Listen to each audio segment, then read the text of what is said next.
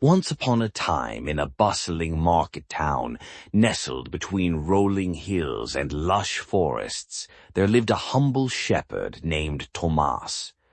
Tomas was a kind-hearted youth, known for his generosity and a melodious flute he played to entertain the villagers as he guided his flock.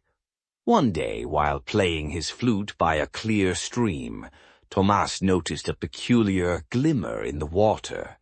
Curiosity piqued, he waded into the stream and retrieved a beautifully carved flute, unlike any he had ever seen.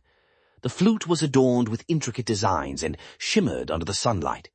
As Tomas blew into the enchanted flute, a wondrous melody filled the air, so enchanting that birds gathered around him, and even the fish swam up to listen.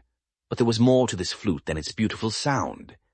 Tomas soon discovered that the flute possessed magical powers. Whenever he played it with a pure heart, it would grant him a single wish. Unaware of the flute's true potential, Tomas initially wished for small, practical things: a warm coat for the winter, food for his family, and medicine for a sick friend. Each time the flute granted his wish effortlessly. Word of Tomas and his magical flute spread throughout the town, and people began to flock to him, hoping that he would play for them. Among the villagers was a greedy merchant named Hugo. Upon hearing of Thomas's flute, Hugo devised a plan to trick the shepherd into parting with it. He approached Tomas with tales of a distant kingdom, where rare spices and silks could be found, promising Tomas great riches if he would just loan him the flute for his journey. Despite his better judgment, Tomas's curiosity about the world and his desire to help others led him to agree.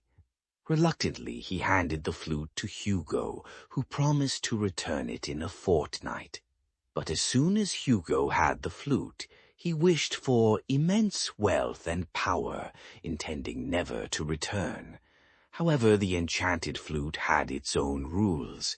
It granted wishes only to those with pure intentions. Instead of gold and riches, Hugo found himself burdened with his own greed, unable to escape the weight of his desires. Realizing the futility of his greed, Hugo returned the flute to Tomas, humbled and repentant. Tomas, having learned the true lesson of the flute, decided never to part with it again.